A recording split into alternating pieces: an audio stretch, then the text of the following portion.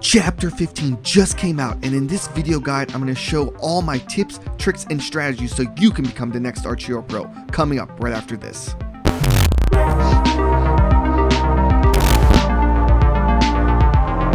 What's up guys, it's your boy Gazda back at it again with some new Archero content from my Archero series on my YouTube. I didn't abandon this series yet for a new game like Paper Mario.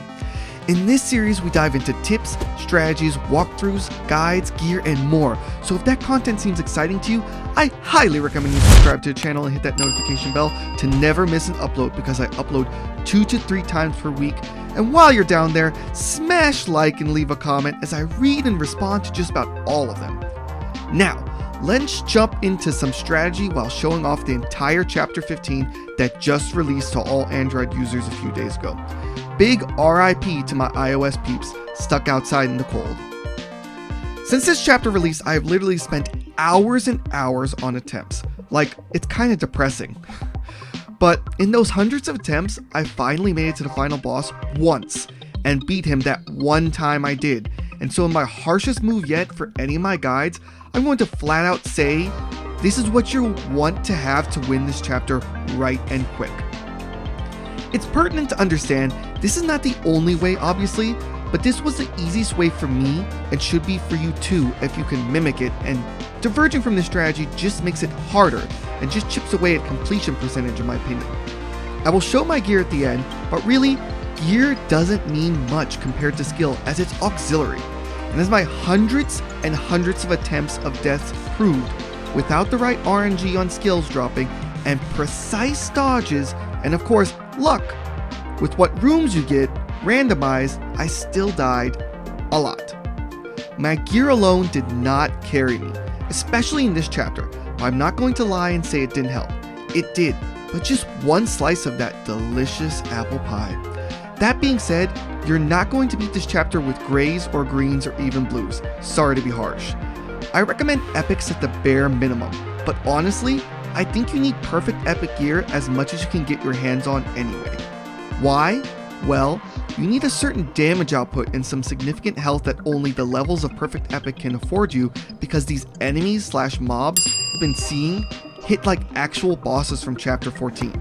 And the 3 bosses have an insane pool of health that would take forever to knock out with low damage. These rooms are filled with enemies.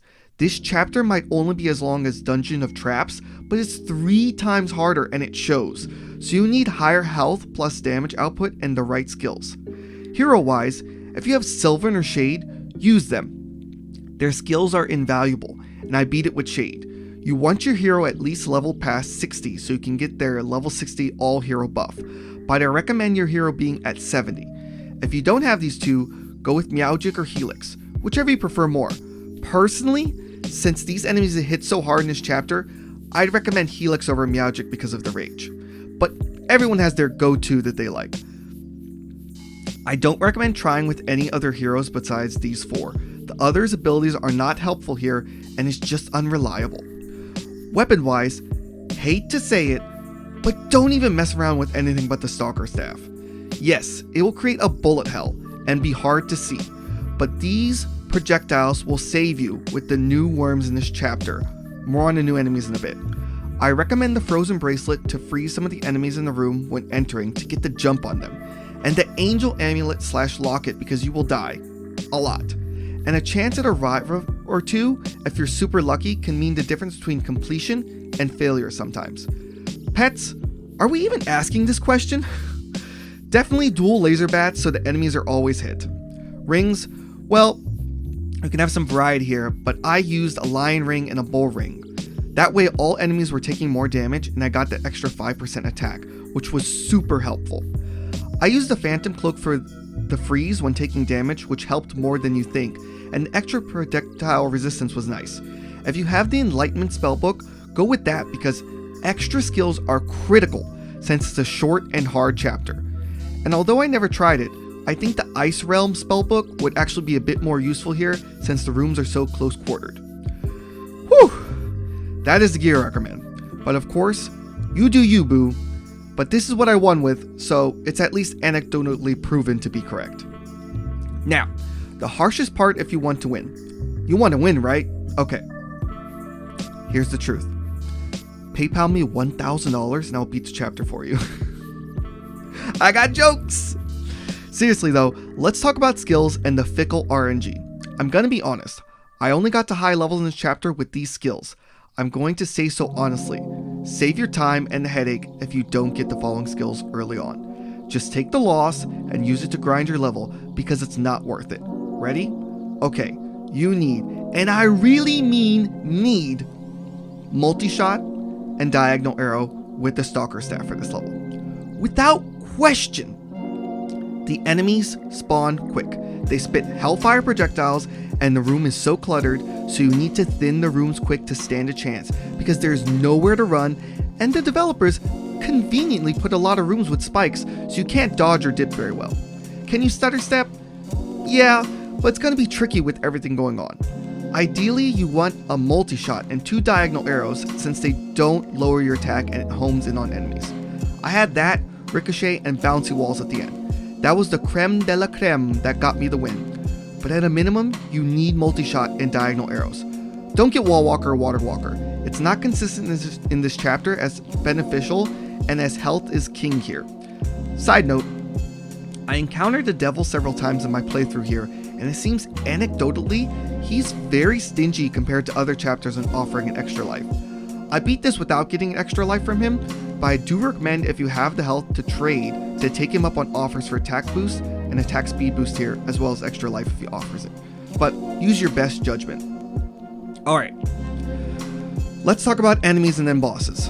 Enemies. There are a few new ones that prove to be a headache.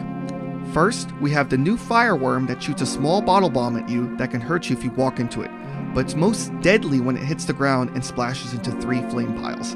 The splash radius appears to be out 2 to 3 pixels away from an explosion point, and the fire ticks for 3,000 damage every 2 seconds. Without question, when you get in a room, aim for these guys first because they are a nuisance and the worst new enemies by far. Next, you have this wind glider.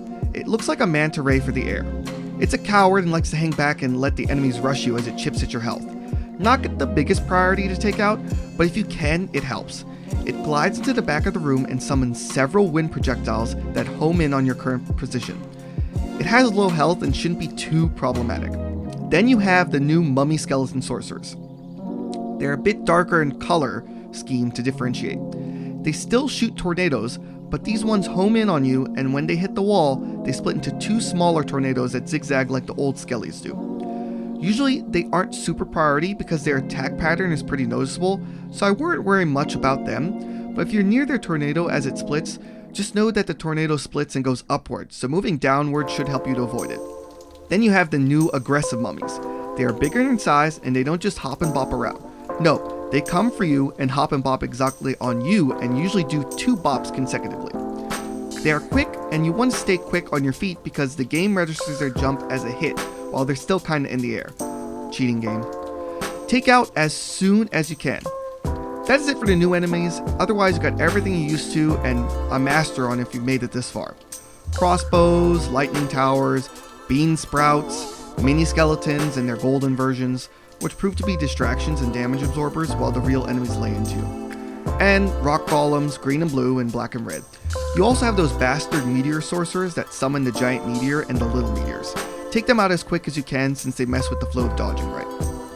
Oh, also, archers. Mostly green, but sometimes the red ones. Bosses. There's only 3, and so you may start this chapter going, yo boy, yo geez, this is gonna be cake. I'm gonna be an Archero god and then I'll be swimming in puss when I show all the ladies that I beat the game. Hold on, nerd. These bosses came to pack your lunch and eat it too. They aren't easy and they don't play. They hit very hard and they got some interesting attack patterns. Additionally, they have the highest health pools we've encountered yet, hence why I said earlier, you want serious gear to stand a chance. The first and second boss are interchangeable, meaning either one will come first and then the other will be next, or they'll swap. Example, if you get the Skeleton King Tornado Sorcerer first, then you'll get the new Rock God Golem second, or it will be reversed. So let's just assume you get Rock God Golem first. He does the regular Golem thing by shooting a wave of rocks, but he has so much more. He will spin shooting rocks and leave a burning fire trail. and you will shoot 2 rocks that split in an X into 4 rocks, then also split into another X of 4 rocks when they also hit the ground. And he summons 2 rock golems, which of course throw money at you for being a great guy / gal. Hooray! Just kidding, they throw rocks. I think he likes rocks.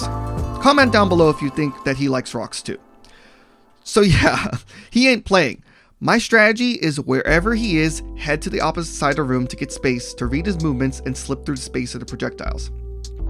Stutter step if you can to lay into his huge health pool quick before he can pick up steam, and try and take out the mobs ASAP because there's just too many damn rocks otherwise. That is why Ricochet is clutch here. Follow this and you will be sleeping back in the bedrock. Next you have the Revenge of the Tornado Skeleton Sorcerer King from Chapter 2.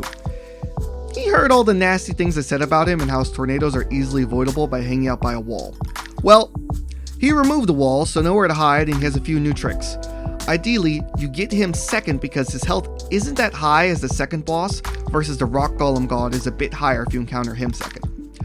Old Skelly here now shoots of a wave of about 4 tornadoes at you, which you can usually sidestep pretty well before they hit the wall, and his new fun moves that are not fun at all. He will shoot a homing larger tornado that has 5 spinning tornadoes around it, and his piece de la resistance, he will summon a giant tornado that picks up steam for a bit, and then wait for it, shoots 5 tornadoes that zigzag around the room. It's a lot of wind, but it looks scarier than it actually is. So use this strategy to show him that he's just a lot of hot air and should return to his eternal slumber. Stick around the bottom left wall or bottom right for this strategy. Really, it's your preference on, how you're coordinated. When he summons the big homing tornado, let it come towards you, and then at the last second sidestep it so it hits the wall. Because when the homing tornado disappears, the surrounding tornadoes split in random directions away from you. His wave of tornadoes are easily sidesteppable left or right, and his large tornado looks more menacing than it is. The zigzag tornadoes it shoots go left and right a few frames each, and the pattern for how to slip through becomes apparent quick. The only thing that makes him hard is if he starts shooting a few of his homing tornadoes repeatedly while there's a giant tornado shooting tornadoes. Then it's a lot to process, but again, this is an RNG thing, so just lay into him quick so this is less likely to happen. I don't recommend stutter stepping on him. Finally, we have the final boss and the de facto hardest mob in game currently. I was expecting like a Pharaoh or something cool, because it's called Pharaoh's Chamber, but no, we get a giant red air glider manta ray. Now, as you can tell, we made short work of him thanks to all the arrows and bouncy wall, but we see all his moves in this battle. He shoots a ton of projectiles that seem random in the back, but come at you in the front.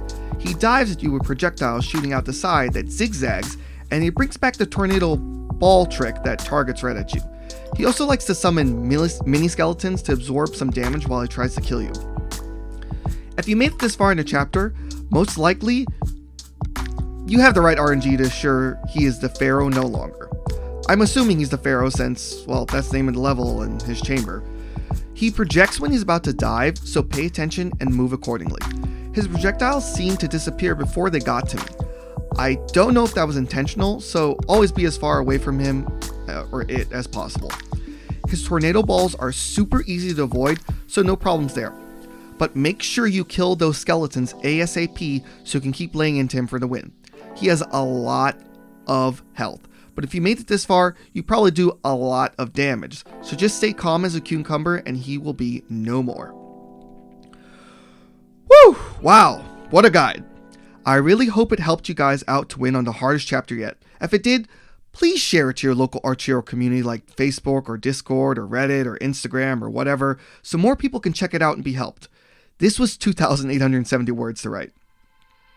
I'd appreciate it for my channel and because this took a lot of work to make and write / research the winning formula. While you're at it, leave me a comment on what you thought about this new chapter or any other thoughts. I read and respond to just about all the comments on my channel, unless your comment gets caught by the spam filter. Again, I upload content like this about 2 to 3 times per week, so if you find value in entertaining my videos, consider subscribing and hitting that notification bell so you never miss an upload. My final thoughts as I highlight the gear I use for this chapter is, it is the next level of difficulty and I'm sure many will be stuck on it for a while. Until they check out my guide, of course. It was a fun challenge though. I held back the gear showing until the end because yes, Again, it helps, but the RNG and skills will make the difference in this chapter. You can't outshine bad performance with great gear. I instead wanted to give you the information to succeed, and no, the developers don't pay me to play this game and make videos, but I wish they did. Call me! Well, before you go, check out these other videos I made on the side that hopefully suit your fancy. Until next time, I'm Gazda.